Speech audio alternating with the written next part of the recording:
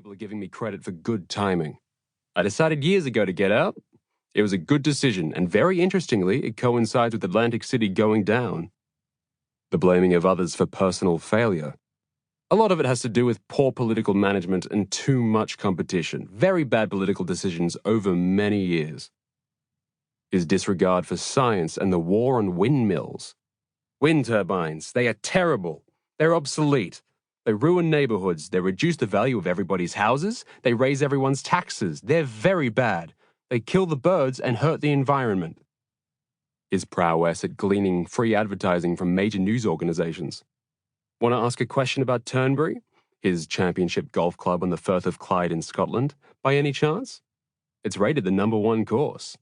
We're going to do something amazing.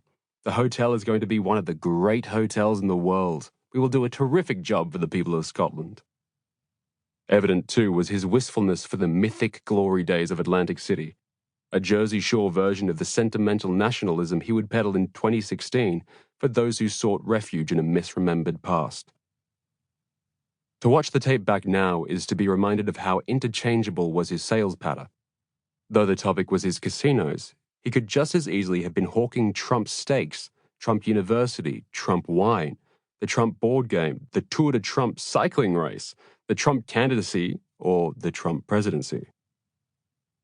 Most of his boasts and rationalizations did not withstand close scrutiny. His Atlantic City business ventures were such a financial disaster they had turned him into a 6-time bankrupt. However, his answers were uttered with such complete conviction I felt sure he could have passed a lie detector test. What the camera did not record that day was Trump's roving eye. "Beautiful," was his libidinous reaction to my producer, as he looked her slowly up and down after the interview was over. It was the kind of rich man sleaziness that revealed both his shamelessness and his misogyny. The fact I let it go, and lightly laughed it off, also anticipated some of the recurring journalistic failings of the presidential campaign. A hesitancy on the part of reporters to hold him to account, a tendency to be overawed by his Trumpian aura, and a cravenness in handing over airtime to this proven ratings winner, whatever the moral outlay. Even my choice of attire that day, a white silk tie that would not have looked out of place at a mob wedding in Queens or New Jersey, showed how ingratiatingly we entered his orbit. So often it came to be said that Trump defied the laws of political gravity that this commonplace became a cliché. But were we not complicit as journalists in letting him so effortlessly achieve weightlessness? We clicked on the terms and conditions without so much as a second thought. For all his faults, I left that day with a sense he was self-aware enough to be in on the Trump joke, that his public persona was a deliberately cartoonish shtick, that the tycoon who appeared each week on The Apprentice was an exaggerated rendering of a more reasonable self, that he was laughing up his own sleeve. As for the possibility of him making a run for the White House, it never even cropped up in our conversation.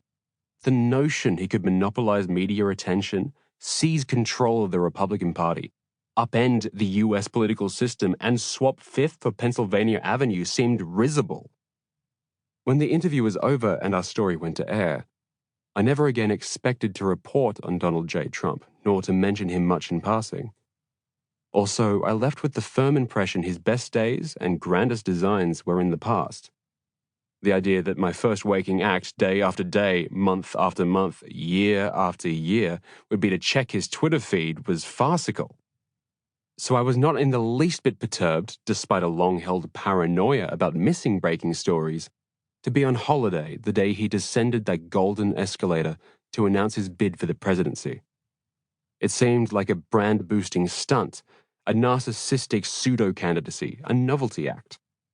An entertainment rather than political story, one that might provide the lead for Access Hollywood but not the evening news, although admittedly the two are becoming harder to tell apart. The BBC did not even dispatch a camera crew to Trump Tower. In any case, within 36 hours of his campaign launch, cable news channels were consumed by the horror unfolding in Charleston, South Carolina. There, a 21-year-old had walked into a prayer meeting at the Emmanuel African Methodist Episcopal Church, sat for an hour during these Wednesday night devotions, and even expressed opinions about the scriptures.